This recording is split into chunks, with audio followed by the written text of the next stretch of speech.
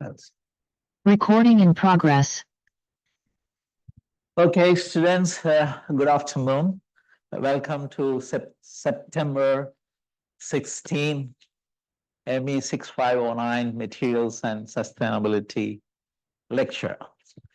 Today is very exciting for me because I have been collaborating with Dr. Haoxin. She works one of the private company in Singapore, primarily focusing on decarbonization, carbon footprinting, sustainability, and circular economy. Like me, like many of you, she has a mechanical engineering background, and she studied in Singapore, before that in Sweden, and before that in China. And she has 10 years of experience in this domain. During her own lecture, she will self-introduce.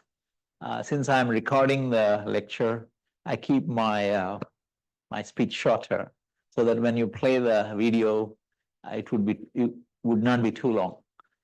So first thing, I'm very thankful to her because she's a practitioner in what I talk about, and she's my collaborator. More importantly, she developed a unique mindset about sustainability, circular economy by practicing, consulting real projects in the industry in Singapore, around Singapore. I think she's probably the best person for you to really share how this particular topic is received by the marketplace. Also, take this chance to ask her about decarbonization strategies and also the CA2 guidelines. Then also about if you are thinking of what's the real workplace look like and what are the opportunities, what you must know, feel free to ask her. And so what we'll do is first half, she will give you the lecture, then we'll have a short break, then we go for the CA2 guideline. Yeah, that is the format. So now she will give you the lecture. Let us invite Dr. Haoxin Xu. Thank you so much, Prof. Siran. So should I just press this one? Yeah, you're already on. Okay. Then how to proceed to the next slide? All connected. Okay. So this is the one. Yeah. If you'd like to. So I will just come back to the presentation and then press it. Okay, great. You can use this one or this one. Yeah, perfect. Thank you. Thank you so much, everybody. I really appreciate that you take your time to come into this lecture hall. I was also once a PhD student here in NTU, and then I know how frustrating it could also be. Thanks. To have to sit in lectures, but I hope that today it's gonna make it very worthwhile your time. All right. So my name is Haoxin. I work in Ramble. It's a Danish-based technical consultancy firm, and then we do advice on all topics around sustainability. And my work of practice, I work in the energy field. I advise my clients on waste to energy and carbon capture projects around APAC region, as well as in Europe and South Africa as well. So without further ado, let's proceed. Before we go into the actual beef today, I just wanted to ask you guys, do you guys know about CCUS? How many of you knows what is CCUS about? One? Nothing? Nobody else? Really? All right. Then that's going to be a very exciting journey for you.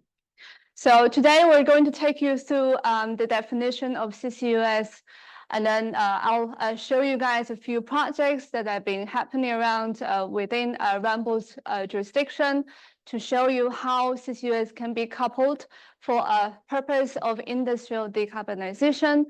And then that is also an introduction to our CA as well. So a bit of introduction on myself. Oh, sorry.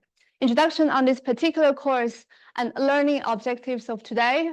I hope that after this course, you can actually take away with your own thoughts on CCUS, understanding the basic principles of CCUS, what it's about, what kind of projects are we expecting around the globe, what is the approximate market dynamics and status, and also perhaps get motivated to be part of this practitioner journey as well. So a bit of introduction on myself. I graduated from NTU back in 2019 in mechanical and aerospace engineering with a PhD. And prior to that, I was in Sweden and also in China, as Prof. Siram just introduced myself.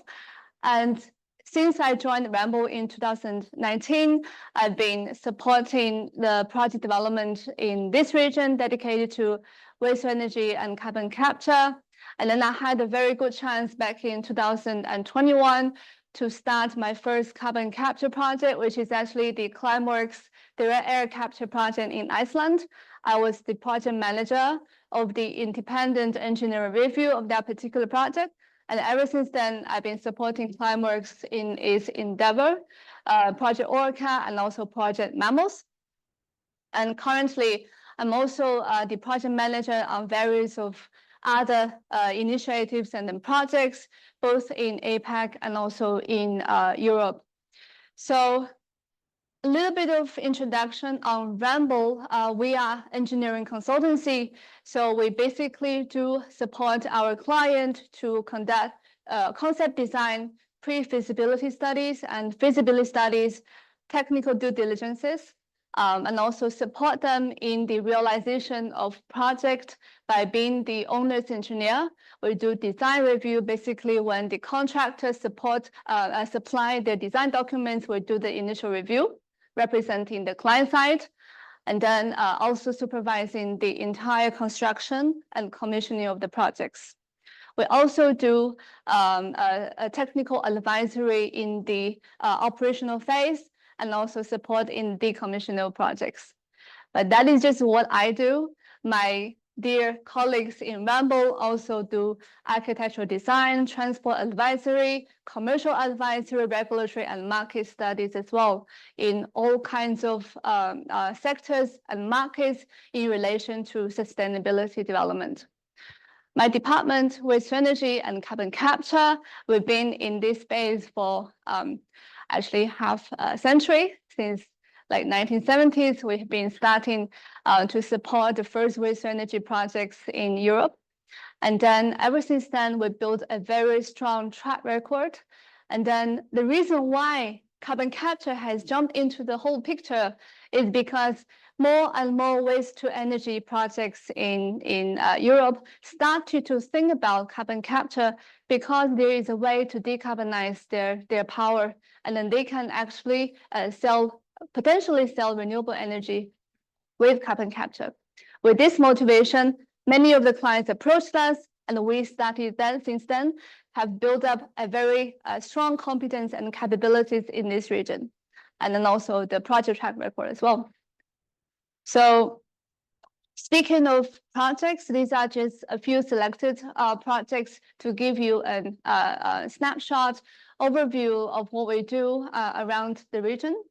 Particularly in Southeast Asia, we're supporting International Finance Corporation to conduct pre-feasibility studies of CC installation for hard-to-abate sectors in Southeast Asia. In India, we're supporting, it's right there. In India, we're supporting Asia Development Bank, ADB, to look into methane pyrolysis. It is also part of the overarching CCUS feasibility studies. In Australia, we're supporting one private client to look into biomass conversion to methanol. This is considered carbon utilization as well.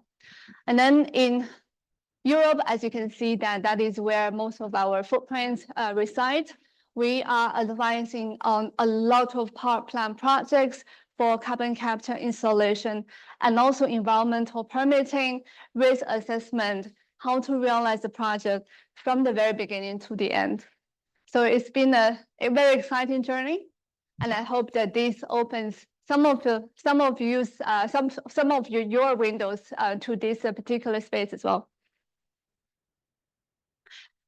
So let's jump into the definition of CCUS.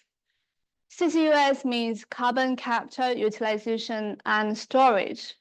So capture of CO2 can be done in industrial sources, and also it's possible to be done directly from the air, like the Climax projects that I mentioned. Usually, industrial sources carbon capture has been there for nearly a few decades. This is actually part of the natural gas processing that is being long practiced by oil and gas industries. So it's nothing new, it's not rocket science, but recent years, capture CO2 from industrial sources such as power plants and also other hard-to-abate sectors is something new on the plate.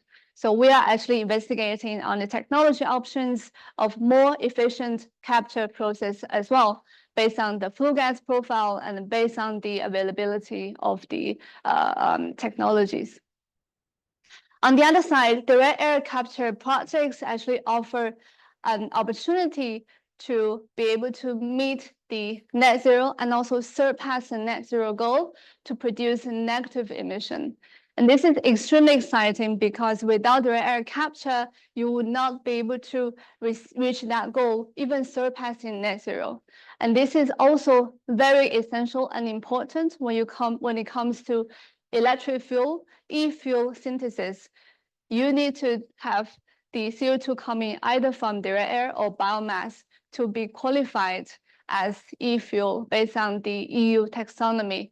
And that is going to be the future for most of us when it comes to sustainable aviation fuel as well. So that is actually touching the basics for carbon utilization. And then, so on the utilization side, you can see that captured CO2 can be utilized as input for production of fertilizer, polymer. It can also be used in food and beverage industry, for example, to carbonate your drinks. And more importantly, a very big potential resides in the power-to-X industry. If, let's say, you use the captured CO2 to combine with hydrogen, you can actually produce synthetic fuel, like the one that I mentioned, sustainable aviation fuel. And this is something that can actually warrant a major CO2 offtake in the future. But obviously, if we wanted to reach net zero, then we actually need to sequestrate the CO2 captured. So that comes to the storage of the entire value chain. So we can have both onshore storage and also offshore storage, and we can use depleted oil and gas fields, aquifers, and also different geological formations as well. So storage has been something very interesting for the entire world. And then one of the most important projects you might have heard of is the Northern Lights project in the coast of Norway. Norwegian government is one of the leading entities to set up this project, and Northern Lights is the CO2 gateway for many of the industrial emissions in the Northern Europe. So it looks like very simple, the entire CCUS value chain, but if you break it into specific segments, it actually is very complex and complicated. So we have the source integration of the balance of plant, which means that you not only would just install the CO2 capture there, you also need to consider the integration of the entire plant with the existing infrastructure on site. And then the core carbon capture technology usually resides in a few of the technology providers globally. These are the emerging market at this moment. CO2 preparation and interim storage. This is very important because once you capture CO2, what do? You need to transport it to offtake or to store. And before that, you need to design what is the interim storage required. And also based on the destination and also the CO2 specifications required for the specific utilization or storage routes, you need to design the transport options as well. And that comes to the transport, and you can see that transport can be done by pipeline, by railways, by trucks, and also by ships as well. Final storage, I mentioned that. So utilization, I mentioned that as well. And that is the alternative pathway for CO2 besides the final storage. So the entire project realization requires a lot of effort, not just on the technical side, but a lot on the regulatory requirements, legal, environmental permitting, financial, commercial side, sustainability, and also it's a collaboration between different stakeholders in the entire value chain, especially the policymakers and also the industrial participants. So why is CCUS important? And then I think that you're probably having some ideas in your mind. If you have seen the IPCC report to reach our 1.5 or 2 degree scenario in 2050, you will see that CCUS actually takes one of the major fraction of that footprint. So it is very important. And particularly for the hard-to-abate sectors, whereas you can't really just decarbonize so straightforward because some of the process can just not be able to be electrified. You need to have CCUS to capture the emission from source. So CCUS can also effectively prevent this greenhouse gas being emitted to the atmosphere directly. So you capture from the source, therefore significantly reducing their footprint. And I think this is also just to reiterate the significance of CCUS in this space. And the last one, I mentioned as well, combining CCS with biomass energy sources, BECCS, is possible to create a carbon negative cycle since the growth of the biomass absorbs CO2, which is then captured and stored when the biomass is used for energy. So biomass energy plus CCS is actually considered as carbon negative in a way. Some of the policy overviews of the countries around the world pursuing CCUS. So I don't know if you guys are aware what is Singapore government up to? No? Nothing? Imagine, what do you know about the energy systems in Singapore, for example? No input? No idea? Anybody? Singapore is 90% driven by natural gas, a small portion by solar, and also a small portion by waste to energy. Imagine how you can decarbonize such kind of economy. And imagine the economies around Singapore, for example, Vietnam, Indonesia, Malaysia, what is their energy system looking like? How dependent they are to fossil-based fuels. You probably have an idea, and it is true that it's extremely difficult. Only by introducing certain measures, you can drastically bring down the greenhouse gas footprint of the entire energy systems. And then before you do that, you also need to consider the petrochemical industries, the hard-to-abate sectors that are actually part of the GDP for your nation. So in Singapore, we are actually actively looking into cross-border CCS projects. It's been, the policy has been brewing at this moment. So maybe soon in the future, you'll be able to see some very interesting projects popping out. But around the globe, we have, for example, Scandinavia region leading the CCUS development. One of the first CCS projects, the Northern Lights project, was born there in the North Sea of Norway. We also have the UK having very ambitious CCUS strategy. Many of the industrial hubs already identified, and some of the commissioning dates have already been considered as well. For example, in the States, one of the first post-combustion carbon capture project, the Petronova project, was actually established in US. That was one of the first and also the world's largest capture project, 1.6 million ton per annum of capture. Is a coal-fired power plant. And also in Iceland, you have the first direct air capture project, the one that I mentioned just now as well. In Australia, one of the first CCS projects was realized in the, it's called the Gorgon project. And then it's led by Chevron. And then Australia is also planning for various projects around the entire Australia. So I'm not going to go into the details of this, but just to give you a snapshot that there is a lot of policies and pushes from the government side to actively setting up the regulatory framework and also commercial aspects to enable the CCS projects to take place. All right, so let's get into one of the specific value chain sections of today, starting with carbon capture.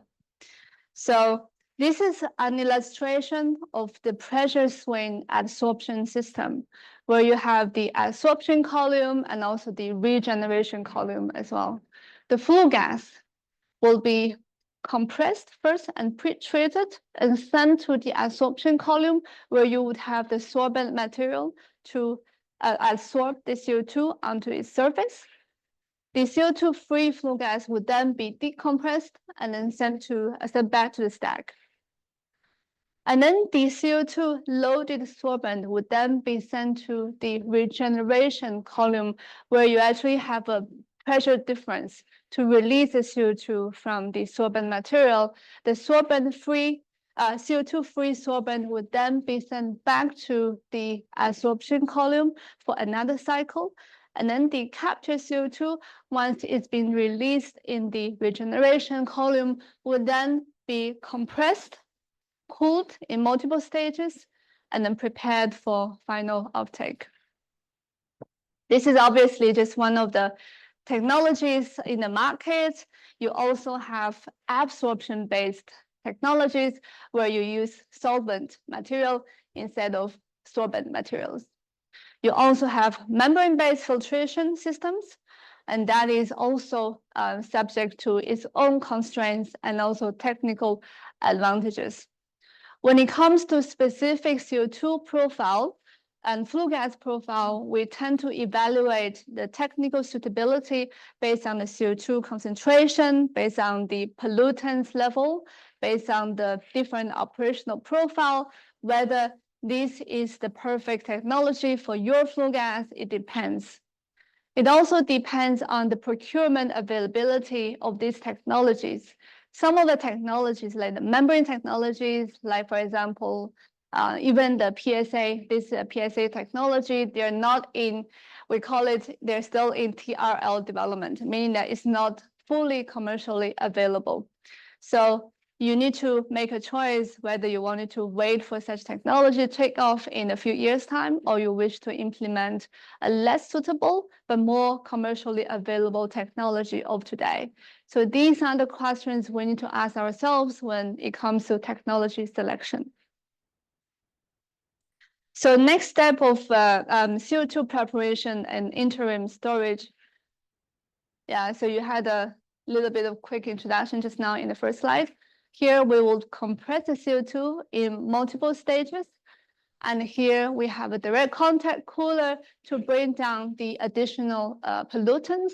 CO2 would then be sent back to this area, and also this area for purification and distillation.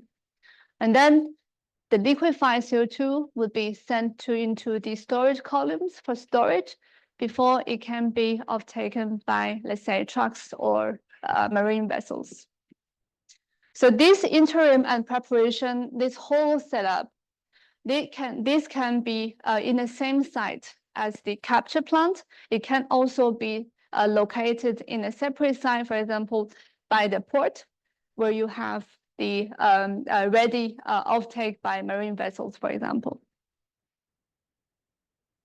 Some of the key considerations around the design of CO2 preparation and interim storage includes, for example, the risk assessment of the CO2 handling.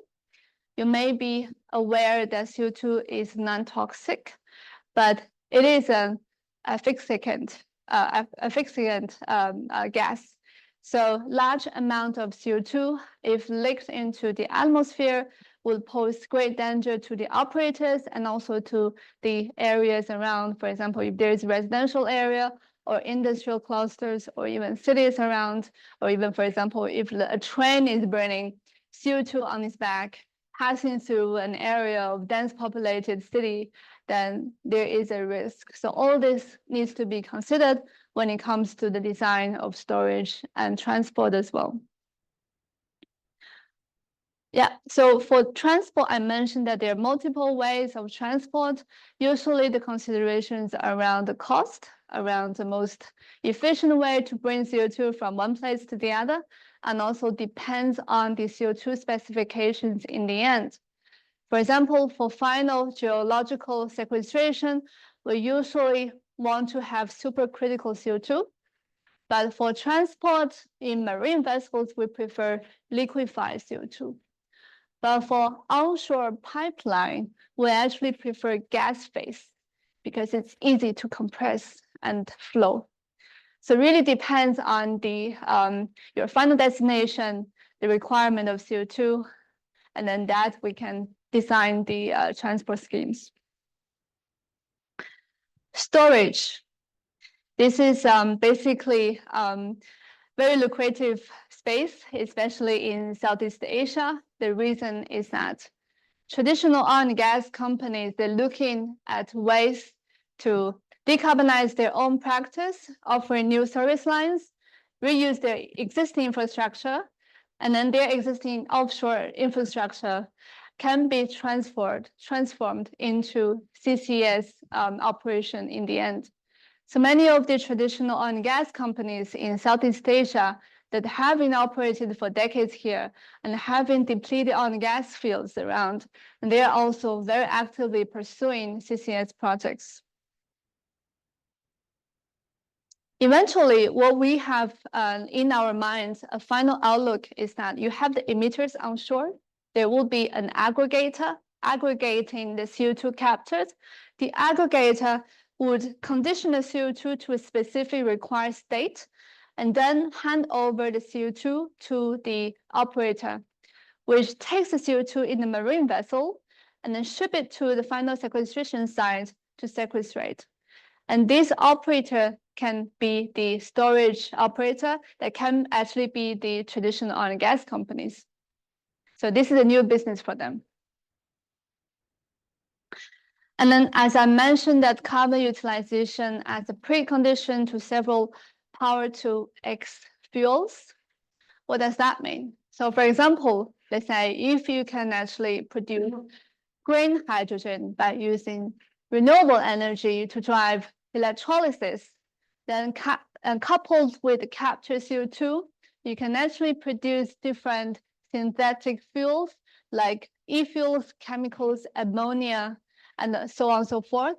And these ones would actually be used in so many different industries for heating, mobility, agricultural, industrial, aviation as well, to really decarbonize these hard-to-abate sectors. So this is actually a revolutionary technology in the future because of its such a big potential in decarbonizing the hard-to-abate sectors, including long-distance transport. And then obviously that the whole industry is still in its emerging status. And what we are looking at obviously is to have abundant renewable energy so that you can actually drive the electrolysis with low cost.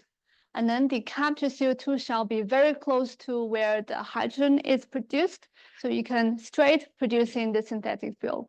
So a lot of technical and also economic studies around this space, besides the technology advancement that is still undergoing as well. Many of the leading aviation fuel providers, such as Neste, they are also actively looking into sustainable aviation fuel as well. All right. Perhaps before we go into the next section, I just wanted to see if there are any questions. Yes? Process of method of carbon capture, storage, and sequestration. Now, do you count the effectiveness or the efficiency as, okay, let's say X amount of energy is consumed in the entire process of capture, storage, and you're able to capture this much CO2. So is the efficiency counted that way, or is it? Yes, very good question. You can measure it by energy utilized, or you can measure just by cost. CCUS is a very, very expensive business. So you wouldn't really want to do that until you have tried almost every other alternative to decarbonize your own practice. So CCUS should be resolved as the last resort to close the decarbonization gap. Yeah. When it comes to cost, the optimization is still undergoing. It means that many of the costs relies on the readiness of the market, the technology itself, and also the scalability of the technologies, which is still in development. So what we have now, and for example, our project database, the project cost is extremely high. It doesn't mean that in 5 or 10 years, it will be the same cost. It will decrease. It depends on the market takeoff as well. Yeah. So just to answer your question on the energy consumption, it is a very energy consuming business. But why we're doing that is because we need to do that. It's not because that we wanted to just do it for fun. So to recognize the energy penalty of carbon capture, utilization, and storage is something that everybody needs to know. Everything comes with a price. Yeah. But our final objective is to use CCUS to close the gap, but not something that we consider it at the very beginning. At the beginning, start with your energy efficiency measures, with alternative fuels, electrification, anything you can do to bring down the CO2 emission. And then here we go, CCUS. Yeah, good question. Any others?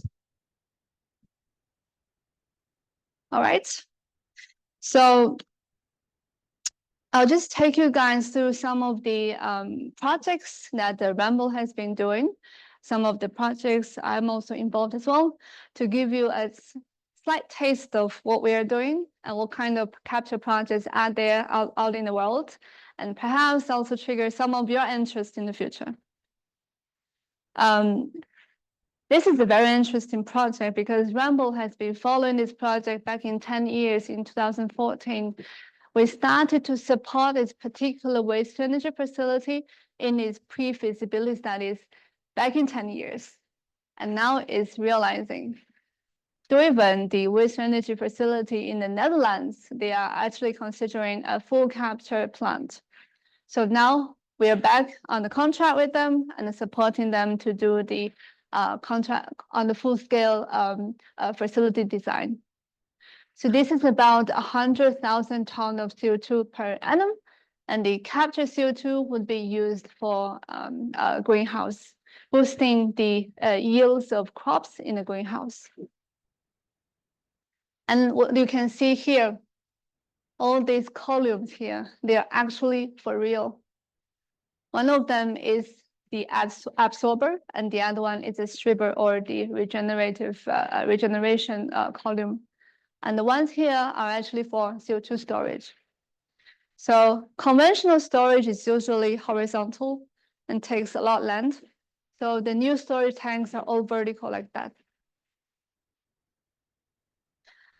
This is a new technology in, new project in Hemdal in Norway.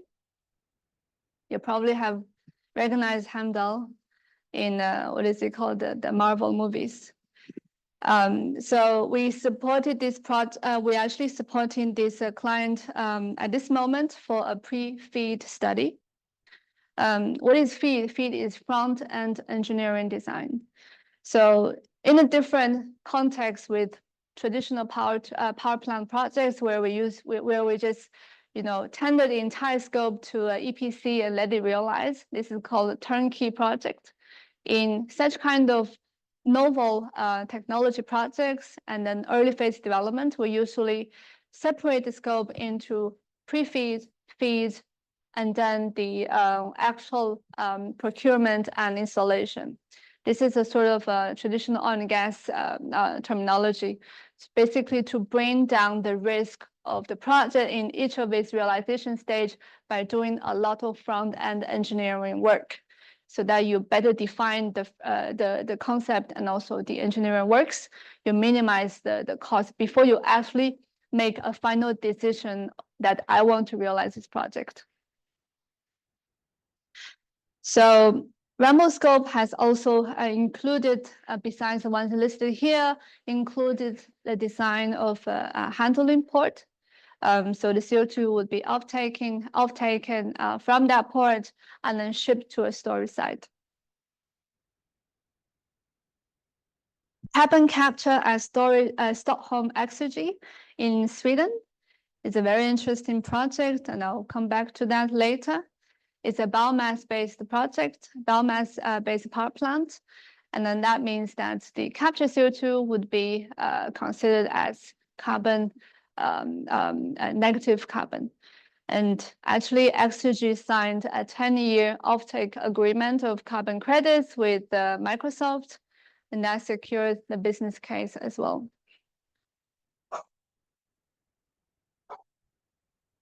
Another one is a cement plant in Sweden. It's called Cement Project, owned by one of the biggest cement companies in the world. It's called Heidelberg Materials. So this particular project, the scale is 1.8 million tons per annum. We're supporting the pre-feasibility studies and also the subsequent implementation phases of this capture project. You might think that 1.8 million tons is nothing serious, but it's actually 3 to 4% of Sweden's annual emission. And why is that? Because Sweden itself is really clean already. It has a lot of its energy system is to a great extent decarbonized. So this kind of hard to abate sectors can actually take a very great fraction of its national emission portfolio. So this is actually the cement plant itself, and we're also supporting them to investigate at the CO2 offtake terminal. So this is the study that I'm managing at this moment. It's a carbon capture pre-feasibility study for cement and steel facilities in Southeast Asia. The client is the International Finance Corporation. So this type of early study phases in APAC are to a large extent funded by international financing institutes like IFC and ADB to, let's say, to understand the market readiness, to understand what is the business case as an overview, and to serve as a sort of a stepstone for later stage decision making and project development. So we have started a new contract with the NEA to look into waste management facilities here in Singapore. That will be the future generation waste management facilities that includes very big, one of the biggest in the world, waste energy lines. So NEA wants to make this facility carbon capture compatible, or to a certain extent looking into technology options before we make a decision or where we're going for carbon capture.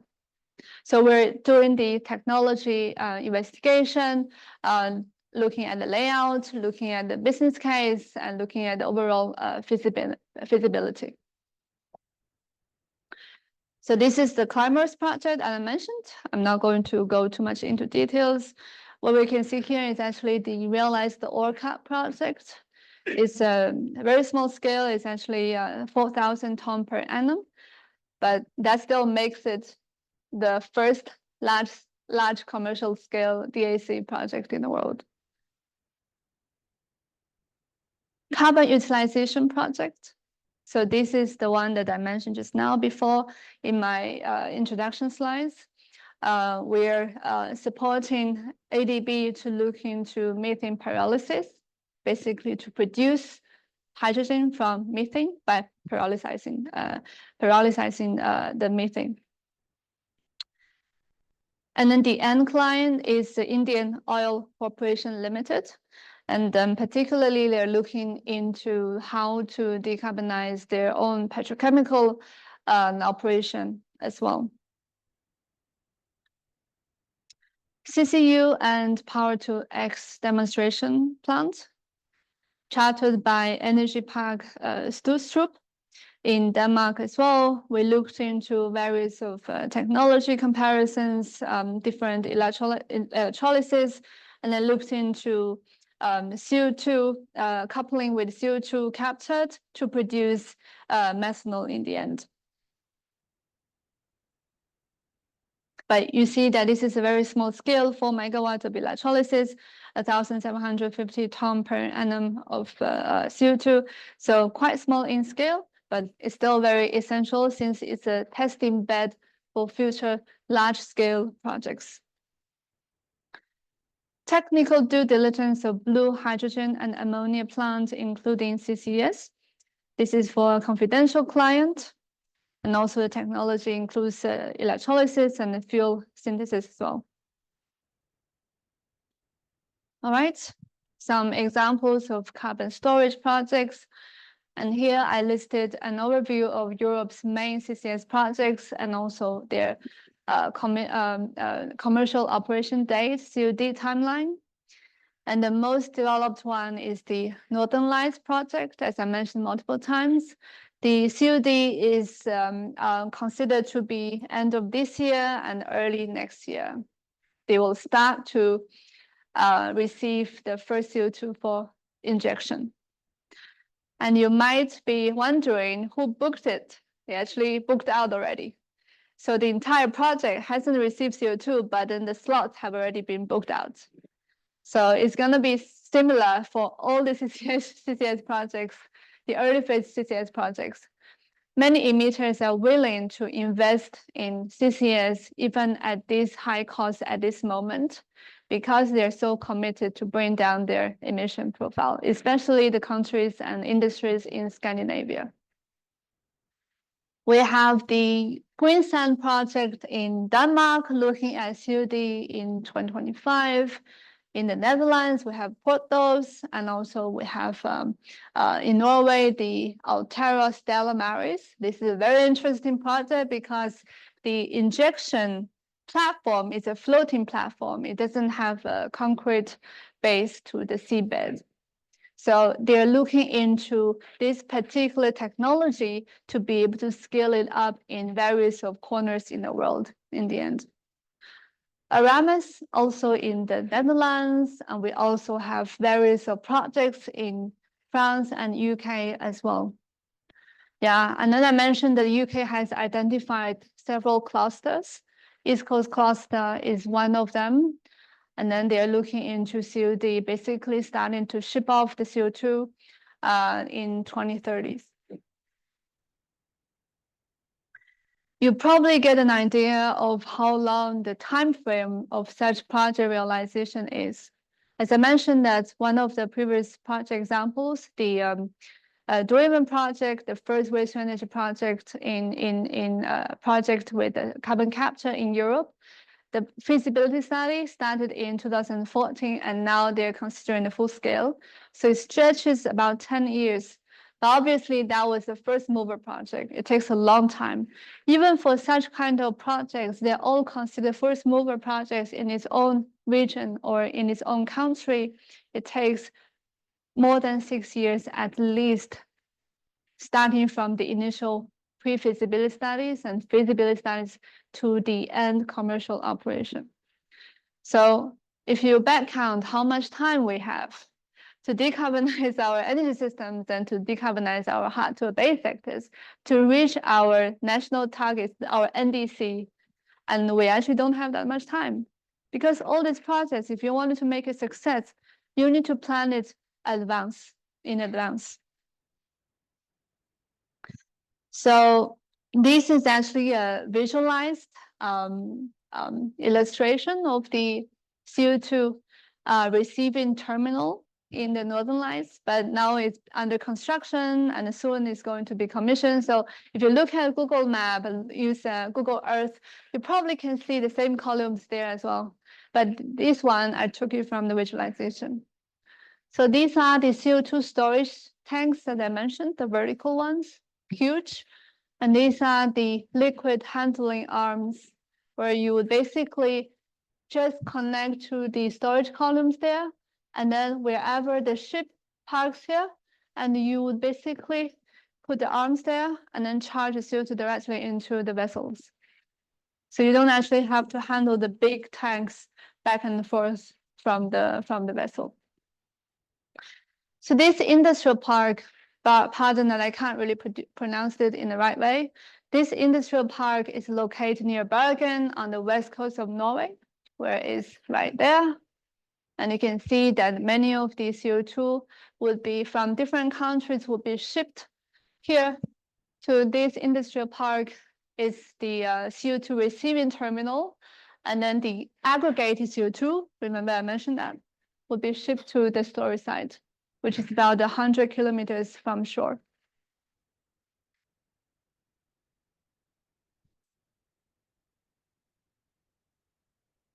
How about the pricing?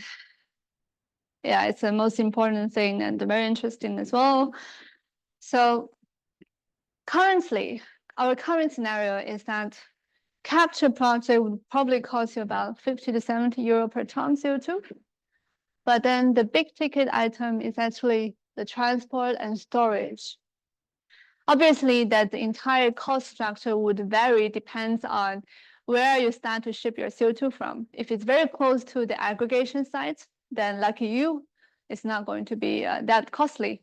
But if it's very far from the aggregation site, then you would actually spend a lot of money just on the transport of CO2. And how do we actually make a viable business case? In Scandinavia, they're lucky enough to enjoy the high carbon tax scheme. Well, enjoy maybe another term is to have to avoid that. And then there is also ETS, the emission trading system in place. That gives them another big push towards decarbonization projects. Such kind of early phase first mover projects also enjoy different funding support from EU and national level. For example, the Innovation Fund, Clean Energy Fund, Transition Fund, different fund systems. And then they would also enjoy the national subsidies. The remaining part would be net to industry. So the cost structure is not proposed by me, it's by Northern Lights project themselves. So you can see this is actually their outlook of how the value chain pricing would develop into the future. Currently, we're looking at about 100 to 250 euro per ton. And in the future, we might be looking at 30 to 55 euro per ton towards the mid of this century. If you ask me, do I think this price reduction is feasible? I have my reservation because I think this is really optimistic, but who knows, maybe at one point of time, we can really realize that. And that would make the CO2 capture and storage so accessible to most of the countries in the world.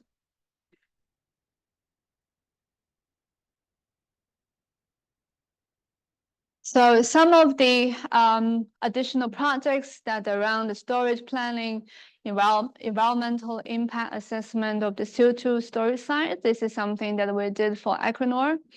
It's also the leading entity in the Northern Lights JV, joint venture. So this EIA report was part of their regulatory requirement for their permitting approval. Further, we also supported the Danish Energy Agency to look into the geological storage in Denmark, look at the market cost and the long-term market potential, cost of various storage locations and sizes based on the onshore, nearshore, and offshore storage locations, evaluate the market feasibility, develop different business models, analyzing the benefit both for Denmark and also private companies. This is a cluster planned for Copenhagen. It's called C4, Carbon Capture Cluster Copenhagen, using one of its waste energy facility called Ammerbakke Resource Center ARC as the center of the cluster.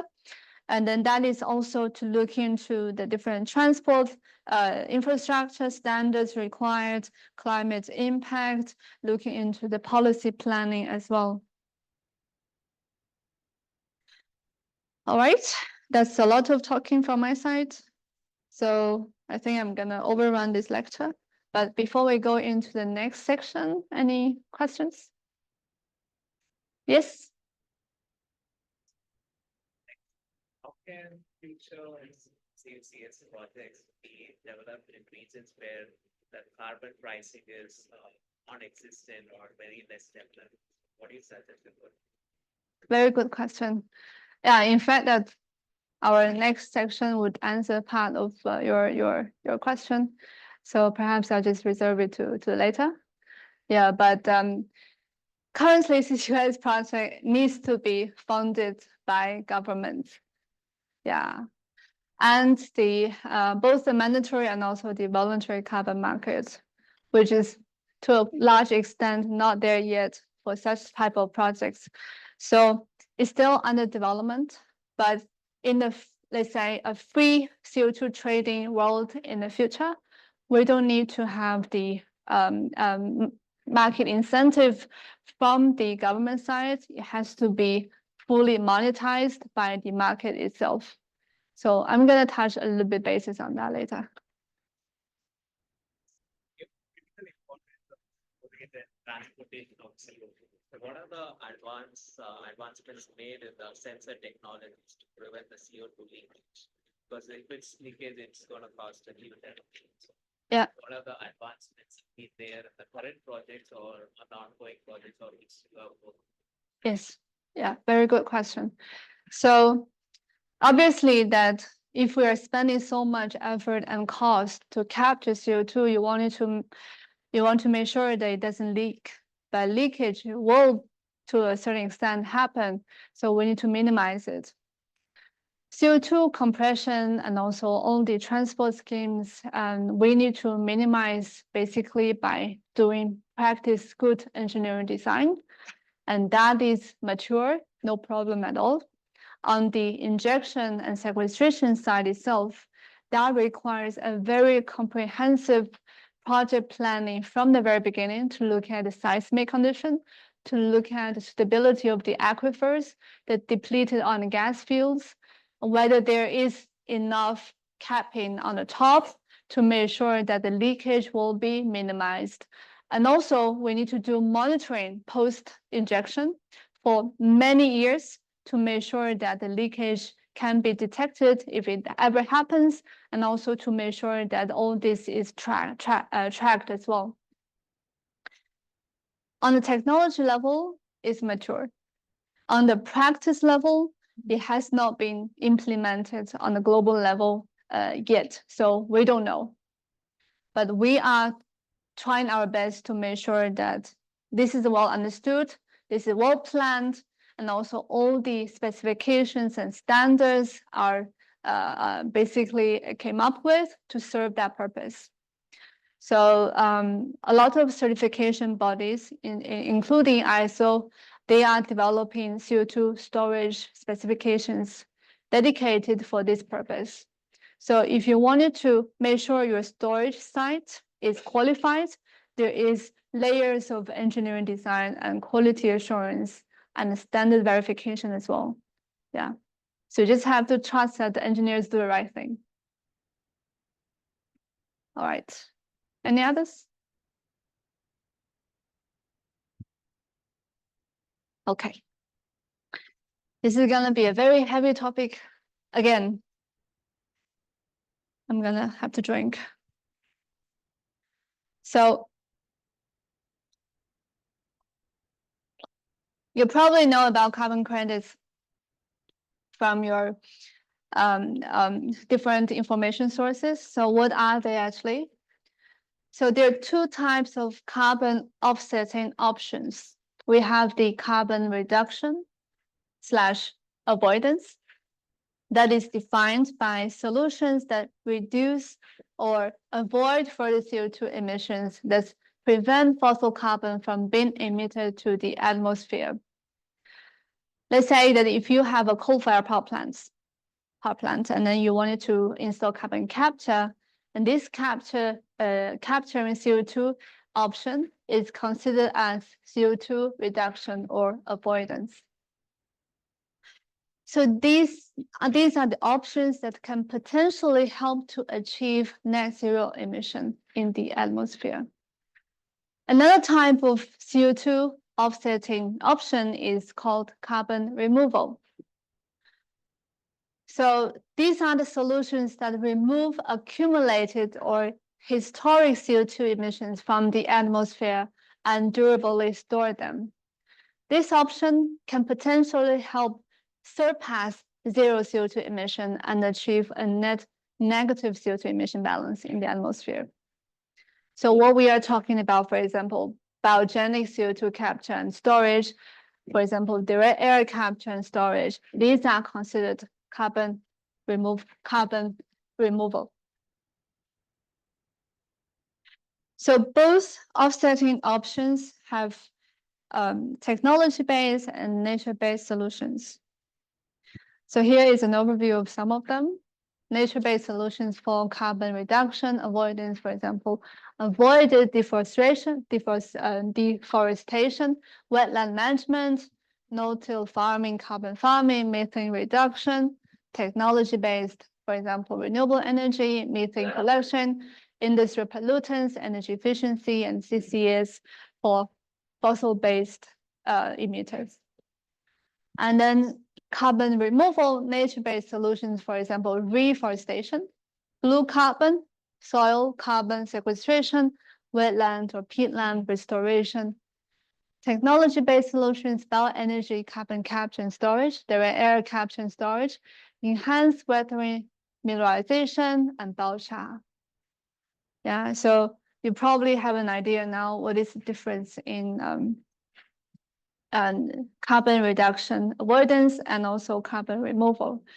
Both options can generate credits, and that makes it different, whether it's carbon avoidance credits or is carbon removal credits. They're also priced differently in the market. And then guess which one is more expensive? No? The carbon removal is more expensive on a normal basis. So difference between the two distinctive carbon credit markets, the voluntary carbon markets and also the mandatory compliance market. The voluntary carbon market is a free market, meaning that the carbon offsets are generated by industry projects and traded freely. It's not mandatory. And then there is a free trading platform. You can register your carbon. Once it's been verified, you can sell it to someone else. So this is the market mechanism. So it's usually driven by the supply and demand. The price is not mandatory, so it's not mandated, so it's actually fluctuating all the time. Examples include Puro Earth, Vera verified carbon units, climate reserve tons, etc. On the mandatory markets, for example, the EU ETS system is a cap and trade system, whereas allowances are created by a central authority and allocated auction to participants. And then if you reach that, then you would have to pay the ETS. If you don't reach that, the additional limit that you have in possession, you can trade it in the ETS market. So essentially a permit to emit, and obviously priced as well. The supply is centrally determined. So basically the pricing is both in a mandatory way and also driven by the ETS market in a way as well. Examples include the EU ETS, China ETS, California, and RGGI, different regional and national mechanism. So emission trading system, and then on the right-hand side, you see this graph and then gives you a good overview of the cap and trade system. Let's say if you are a facility and the blue column is your verified emission, and you actually hope to install CO2 capture, and you actually store it in the end as well, and then this fraction will be used to subtract the verified emission, and then the additional ones that is not being abated will be compared with your emission allowance given by the central authority. Allowances can be traded in case of surplus or deficit. If you can't really meet this emission allowance, then you would have to buy from someone else. Otherwise, you can offer this to someone else at a price. So it's different from carbon tax system. Carbon tax is a single one-time taxation. Basically, how much ever you emit, you just have to pay it. But this cap and trade system actually offers a market mechanism on top of this mandatory emission allowance to monetize to a certain extent the CO2 that you captured or you abated. Currently, there are 38 carbon tax mechanisms and 37 emission trading systems operating globally, and that covers about 24% of global GHG emissions. So this is a good overview of the mandatory schemes around the world, including both the ETS and also the carbon tax systems. Where we are here, not too bad, compared with other APAC countries. And where is, let's say, Norway? Is right there. The carbon tax is very high. Look at how much is it. And then the funny thing is, like, some of the scopes of carbon tax in some of the countries, they overlap with EU ETS. So for example, if you're operating an oil and gas business off the coast of Norway, then you will be the lucky one to have to pay both the Norwegian carbon tax and also ETS. But for example, if you're operating a waste energy facility in Denmark, you're not subject to ETS yet, but you still have to pay the carbon tax. So whether your sector and your facility will be subject to the mechanisms really depends on the specific sector covered under the mechanisms. Singapore is looking at increasing the carbon tax gradually. And now we are about 25 Singapore dollar per ton. And then in the future, we're going to jump to in 2026, we're jumping to 45 and likely jumping to 50 to 80 towards end of this decade. This is actually very drastic. And then we hope that with this push, many of the emitters in Singapore will look into CCS or other decarbonization alternatives. But obviously that you wanted to make sure that you don't drive away all these industries because it's the base of your tax income, right? So where we are in APAC, as you can see that, it's not really up there, not so much. Australia is right here. And we have a lot of China-based ETS in different regions right here and there. Taiwan is here, Korea is right here. and we have Japan is here. So in principle, we are quite conservative in the carbon taxation and then emission trading system development. So how does this voluntary carbon market works? If, let's say, you are developing some biochar or you're doing some wetlands in your backyard and you want to claim the carbon credits and make money out of it, and first you would have to verify your emission with the standards, then you can issue the credits.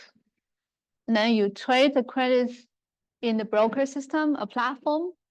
The end buyers would then buy off your credits, and they would offset their own emission with this, and then you no longer hold these credits. So end buyers can be private companies, citizens, or countries. But it's very complex when it comes to verification and validation of carbon credits, especially the carbon avoidance, because you need to have a baseline and you need to be able to quantify it and you need to be able to monitor and verify it in a very long-term time frame. So it's not so straightforward. Some of the specifications and also standards are still in development. It's not fully established yet.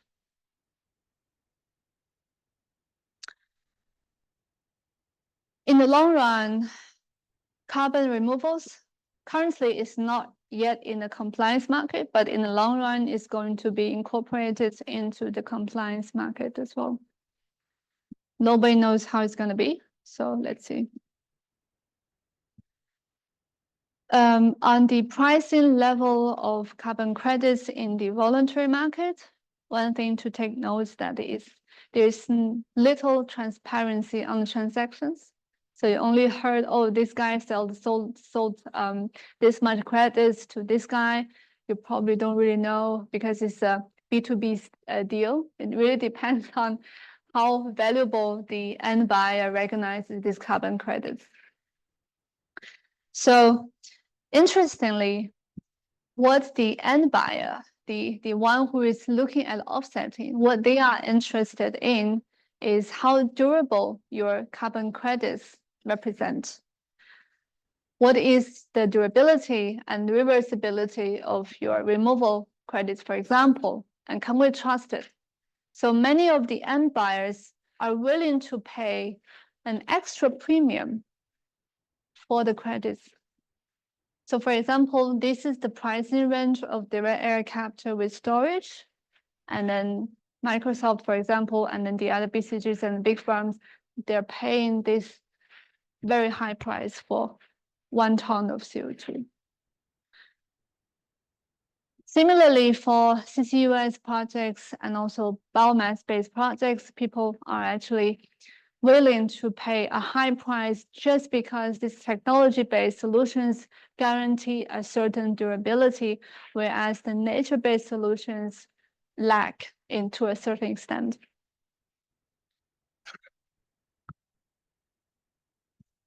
I'm not going to go into details of this one, but just to give you a slight understanding that the CO2 pricing mechanism is extremely complex. It's driven by different measures on the policy side, the market dynamics, and also the technology cost.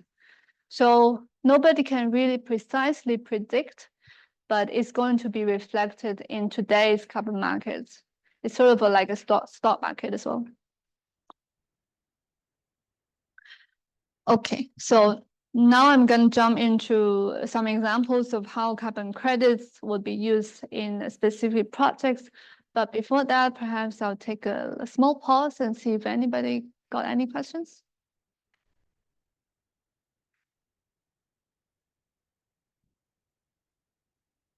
No?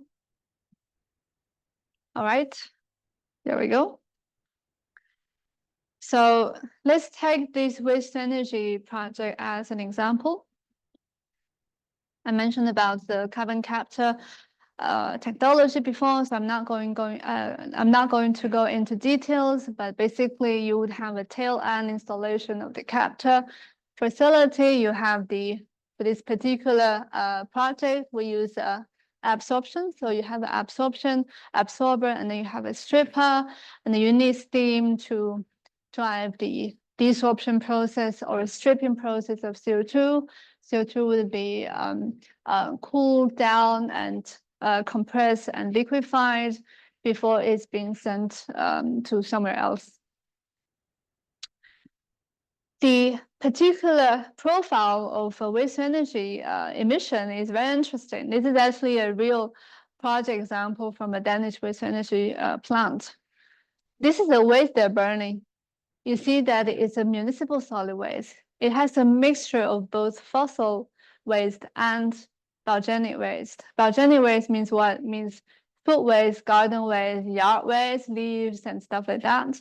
And then the fossil waste is what is basically plastics, rubbers, and then all these combustible, but actually fossil derived materials.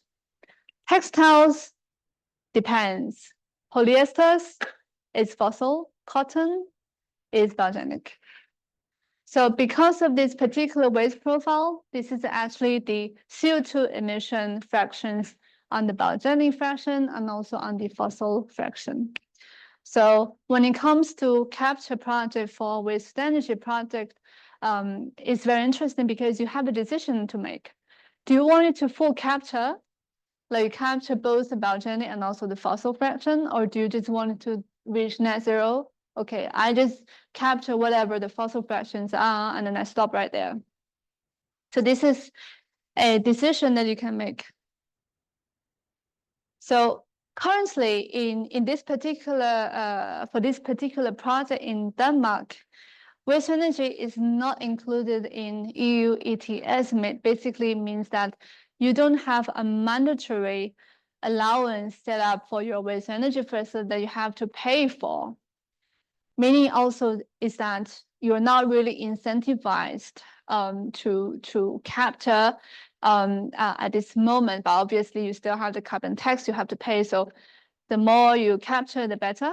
It's just that it's not pricingly on the pricing mechanism, it's not fully incentivized by EU ETS. But the biogenic part of the CO2, once it's captured, can be actually qualified as carbon removal or CDR credit. You can actually sell it to interested off-takers for very high price. So that brings us back to the Stockholm Exergy project that I mentioned before. That project is a biomass power plant, so it doesn't really concern the fossil fraction, but then the biogenic fraction. So it's a fully biogenic CO2 capture. It's sold. It actually closed a deal with Microsoft to sell 3.3 million credits to them over the next 10 years. Yeah, obviously that this is one of the major income and then revenue streams to drive the business case. And then they also received 180 million euro support from the EU Innovation Fund. So back to your question, how to make a capture project financially viable, that is an example.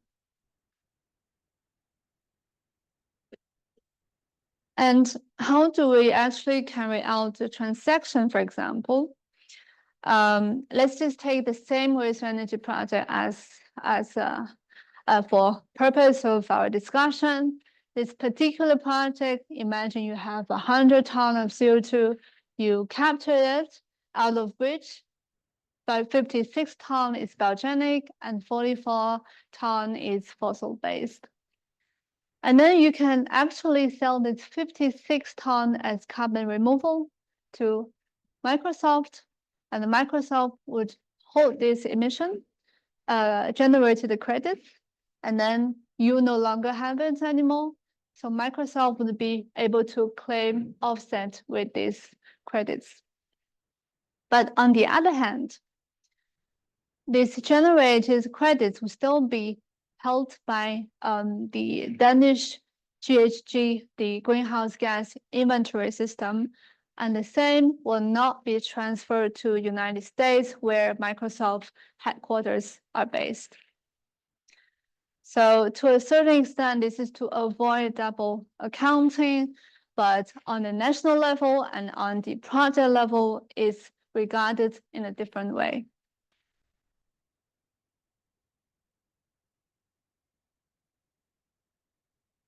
So some of the upcoming tasks for policymakers and industry leaders, especially indication for this region as well, closely monitor the regulatory landscape and carbon market dynamics as things might evolve very fast.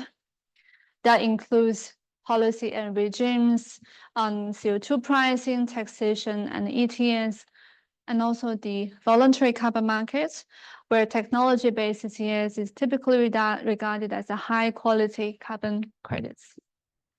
Set up the necessary regulatory framework that is aligned with international best practice, to be able to provide the best incentives for initial first mover projects in the region.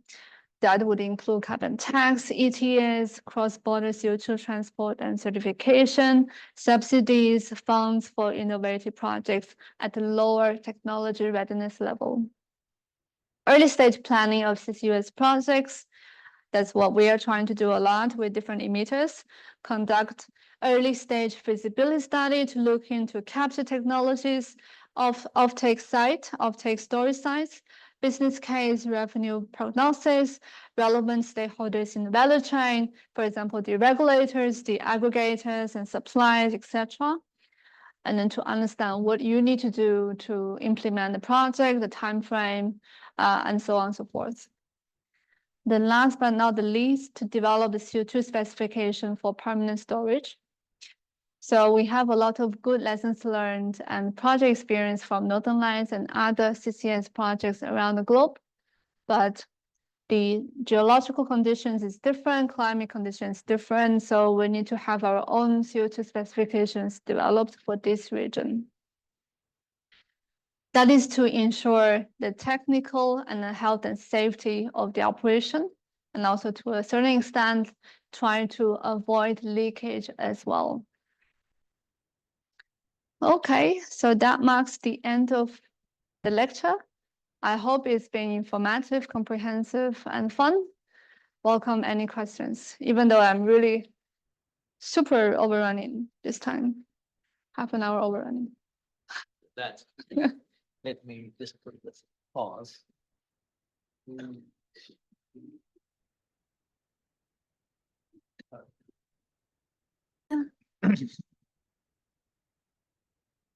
Yes, let's do that.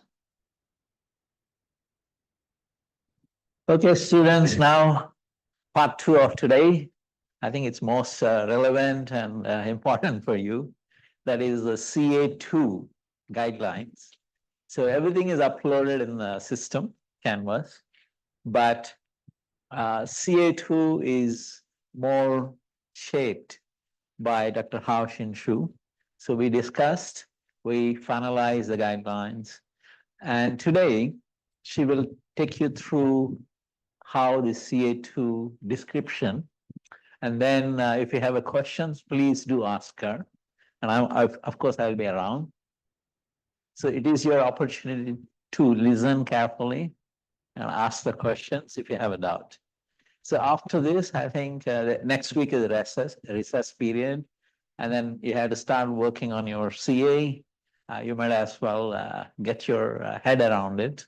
And so if you can work on it in the next 4 or 5 weeks, you're pretty much well done for this course. Then you can focus on other courses, because each one of you, as part of your master's or a PhD, you're doing other programs, other courses. Yeah. Okay. So that's the background to this. And since it is being recorded, I don't want to talk too long, so we had to keep it short. Dr. Haoxin, please go ahead. Sure. Guys, welcome back to the session. First, I need to apologize. Since it's freezing cold here, I might be trembling a bit. So bear with me, please. So this particular CA project is something that we would typically do with our clients. So in this particular project, I'm challenging you guys a bit of being a consultant like me once in a while and come up with a solution for the client.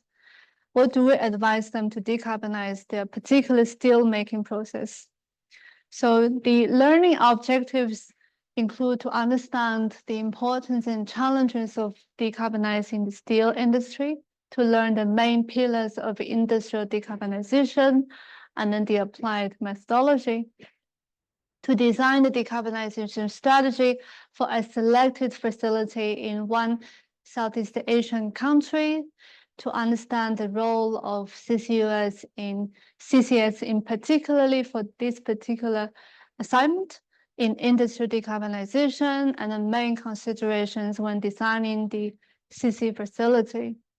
So I hope that you have familiarized this particular assignment with yourself. And I'm going to take you through the elements important to this project. A very brief overview of the steel making process. There are in principle 3 types of steel making process in the market. The blast furnace, basic oxygen furnace route, and then the scrap-based electric arc furnace, and also the direct reduction iron, and then EAF as well. So 3 processes are very different in its nature. For example, for the BF-BOF route, we take the iron ore, we pelletize it, we sinter it, and we put into the blast furnace.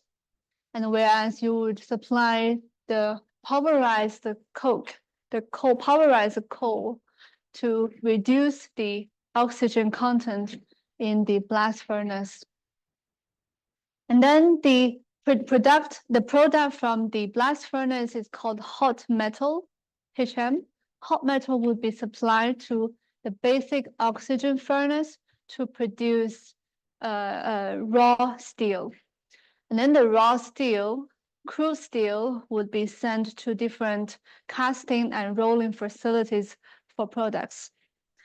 In the scrap-based EAF, basically you just melt the scrap inside the EAF, very simple.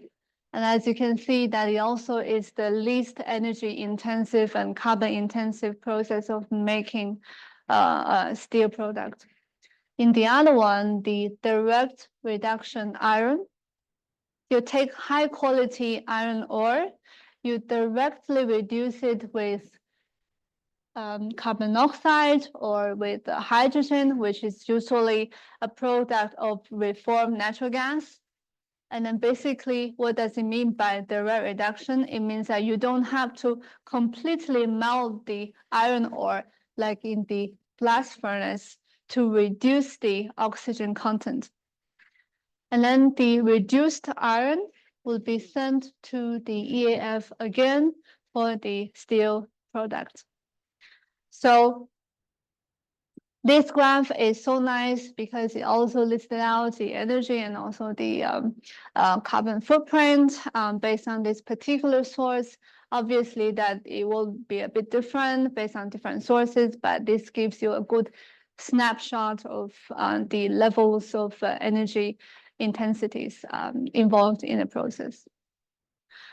As I mentioned, the blast furnace, basic oxygen furnace route is the most energy and carbon intensive, but it is able to process various of grades of iron ore, high reliance on coal for high grade heat and iron reduction. You actually melt the iron ore inside blast furnace. You supply the coal to react with the oxygen so that you reduce the oxygen from the iron, so that you can actually produce the hot metal, which is to a certain extent pure iron with certain impurities. Large quantity of process emissions and various of emitters on site. The sintering plant, the coke making plant, the blast furnaces, and basic oxygen furnace. All of them are emitters on site. So very, very heavy emission profile. The electric arc furnace with scraps is the least energy and carbon intensive, but because of the limited availability of the scraps available globally, this is, even though that the steel recycling would be there in the future, currently all the steels that you see, they're actually in the infrastructures. So only when these infrastructures retire, you actually plug out all the steel, you make scrap out of it, and then you can recycle it. So the limitation of this particular technology is actually the availability of scraps. DRI employs CO and H2 from the reformed natural gas to reduce the oxygen in the iron ore without melting it. So it's kind of in a solid soft state. You basically supply the gas to interact with the oxygen and then to react with the oxygen, and then you produce H2O, water, humidity, and also CO2. The limitation is that DRI requires higher grade iron than the blast furnace route. So why is it important to understand the steel making process? Because this is essential to recognize the intensities of the carbon footprint of this process. So the difference between BF-BOF, scrap EAF, and then DRI EAF, you can see that on the left-hand side is the share of the production on a global level.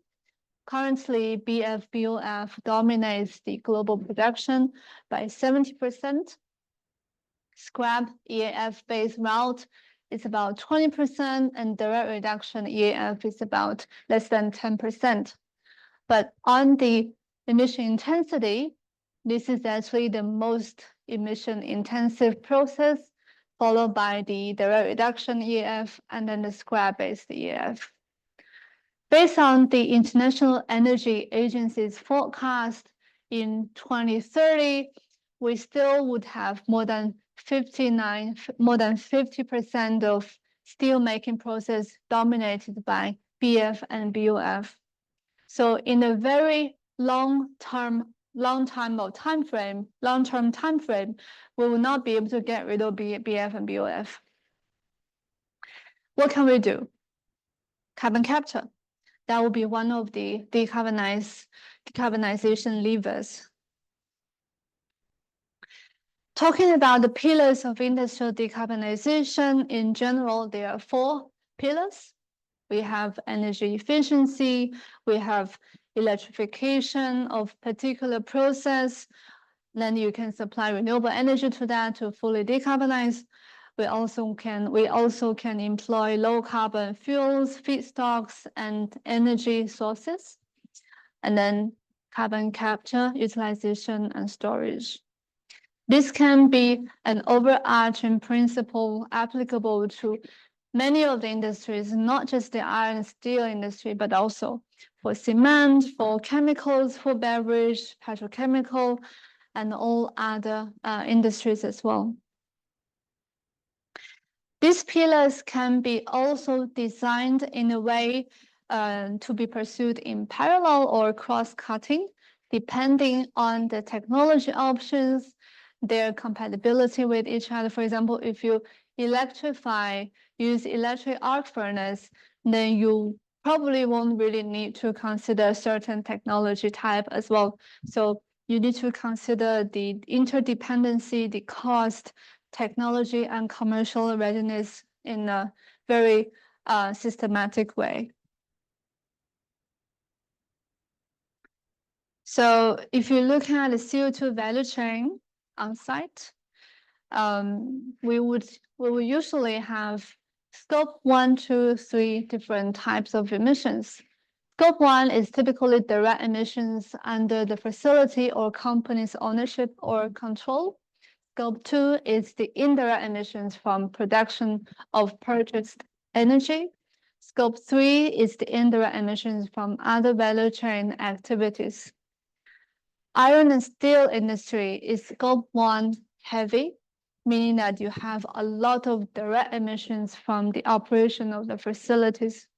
And that is the focus of your task as well, Scope 1 emissions. If you look further, some of the CO2 would be fossil, some of them would be biogenic. For most of the facilities that you'll be looking at is probably all fossil because it's coal that is implied. For example, if it's BF route, it's coal that is implied in the process. So you would have purely fossil-based CO2. And what are we considering when it comes to the decarbonization levers? We consider other types of alternative technologies before we consider CCUS to close the gap, as I mentioned many times already. So this is the general CO2 value chain and also the methodology to design the capture facility. This is just a little bit of elaboration on different decarbonization strategies under each of the levers. Energy efficiency, there are many energy efficiency measures.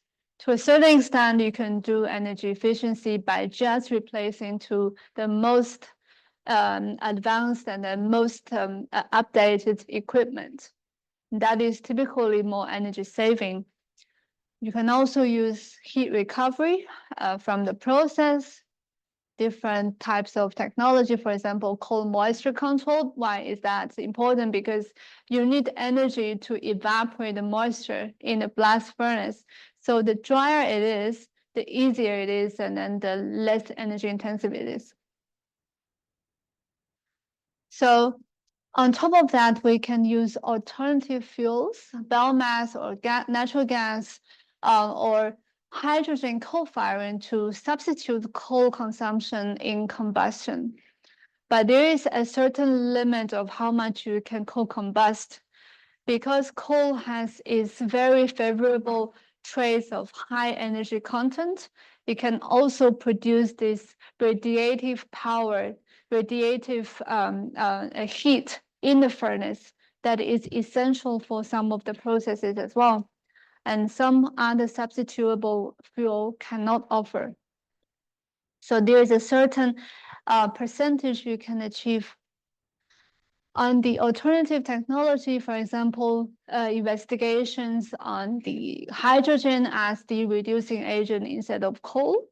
So as I mentioned in the direct reduction iron, the DRI route, hydrogen and CO from reformed natural gas is being used as the reducing agent. How about we just use hydrogen alone? Obviously, you're going to consume a lot of hydrogen, but it is an alternative that is being investigated at this moment as well. Electrification, you have the EAF and also the DRI EAF already in place in the market, but it is very electricity heavy as well. So preferably, this power comes from a renewable source instead of coming from a natural gas or coal-based grid. Carbon capture, utilization, storage. I've been talking a lot about it, so I'm not going to go into details. These are some of the technology readiness of and also combinations based on a report from McKinsey. And as you can see that the first one, BF, without anything, that is the most mature one. If it's with CCUS, well, there are certain technologies being considered, but no projects realized at this moment. Natural gas based direct reduction iron plus EAF, there is actually mature as well. And then how about we plus CCUS on top of it? There is actually Emirates Steel that employ this particular project in the Middle East. we have H2-based direct reduction iron plus EAF, and then it's low in technology development, 100% scrap-based developed, and also this all other alternative technologies being considered being developed, but Rambo, my dear colleague, a steel expert, he has his own reservation on this. Just to give you understanding that even though it's such a very emission-heavy industry, the actual application of CCUS in combination with the steel-making process is actually in very early development stage as well. Not so much and not so many projects being practiced. So it's very cutting edge. Whatever is being realized in the future is going to be first of the kind. So we talked about CCUS and why it's important in the hard-to-abate sectors. I'm just gonna go fast. Design methodology of steel decarbonization. So there are certain tasks that have supported you to outline it, and then I hope that would, provide you a guidance of how to proceed. The first task would be the market analysis. What I wish you to do is to pick up a country and also pick up an emitter from this particular country, where usually the facilities, they would have their own sustainability disclosure or their life cycle assessment report or their annual report. They would talk about how they manage their emission profile, how they carry out certain endeavors to drive down their CO2 footprint. I hope you can pick up such facilities of your choice, and then preferably map out some of its own production facility as well in the region to have an understanding of its location footprint, and then the geographical representation as well. So this is an example of some of the steel makers in this region. For example, we have Krakatau POSCO, a joint venture steel making company in Indonesia. We have Formosa, a Taiwanese based, but in Vietnam, very established Huafa Group, the largest steel-making company in Vietnam, other steel makers listed here for your considerations as well. So all these kind of annual reports and sustainability reports should be available to download in their company website.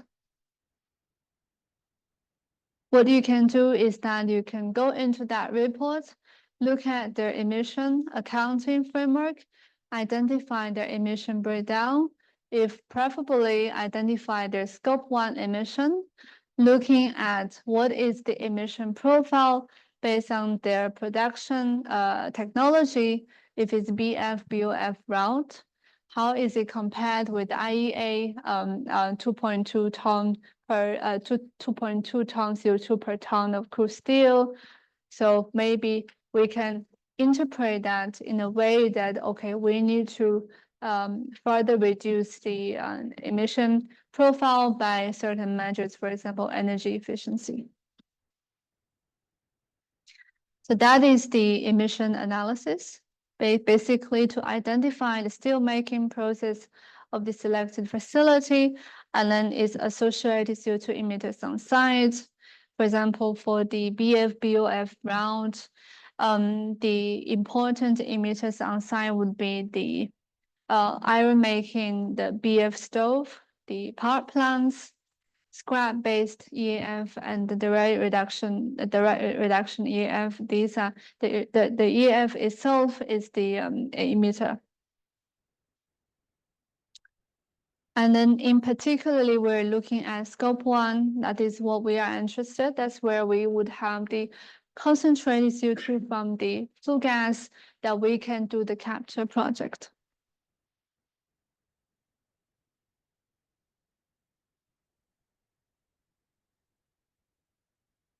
And then the next task is to come up with this nice waterfall diagram to identify the emission reduction potential by different practices. In the report that the facilities is going to provide you, they may be mentioning, oh, we are practicing a biomass co-firing, for example, or maybe they would be mentioning, oh, this is how much we're combusting, the coal where we're combusting, and then you can propose a certain fraction of alternative fuel to substitute the coal. This is one of the examples of the UK structural steelwork. This is a 2050 decarbonization roadmap. Let's say if information is not really available for you, you are welcome to borrow these ready studies to make a recommendation based on general decarbonization roadmaps and also strategies. Besides this one, there's also this steel industry net zero tracker. This is developed by the World Economic Forum. It also gives you a really good understanding of where we can focus on in the decarbonization strategy. I put it optional. The high-level marginal cost estimates is probably going to be ready somewhere in literature. So feel free to quote it if it comes in your way. Otherwise, it's up to you if you wanted to, do a little bit of a spin-off study to summarize the cost. On the capture capacity, what we need to do is determine the capture capacity by understanding the decarbonization gap and also identifying the emission source profile of the main emitters that you wish to decarbonize. For example, in the blast furnace, and you may be looking at the sintering plant, or let's say the blast furnace hot stoves. But this is also optional if you can find the emission profile of your target emitter. Otherwise, it's good enough if you can just derive the capture capacity based on the decarbonization strategy. The last one would be the source to sink mapping. I've provided you some of the literatures that are mapping out the storage sites in Southeast Asia, where you can actually use it as a reference. Pick a location that is convenient for your facility, and then look at the possibility of sending the CO2 there.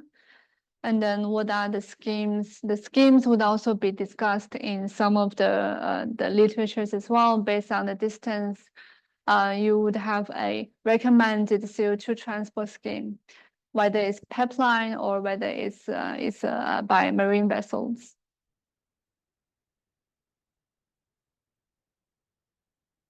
Okay, so that marks the end of this tutorial session.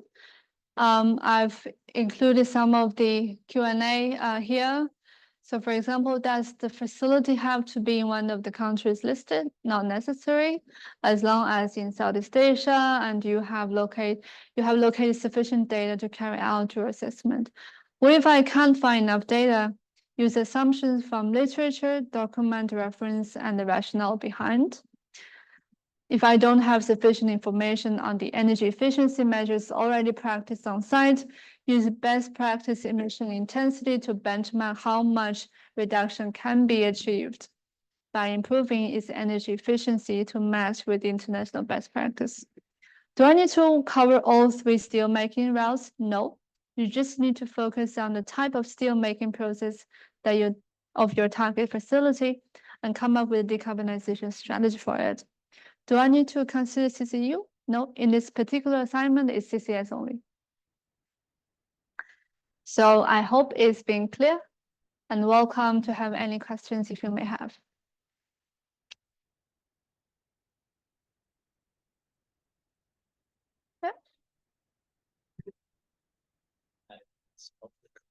Sure. And I don't have expectation of the length of the report, so do whatever you need. That one we already said, no problem. Okay, yeah.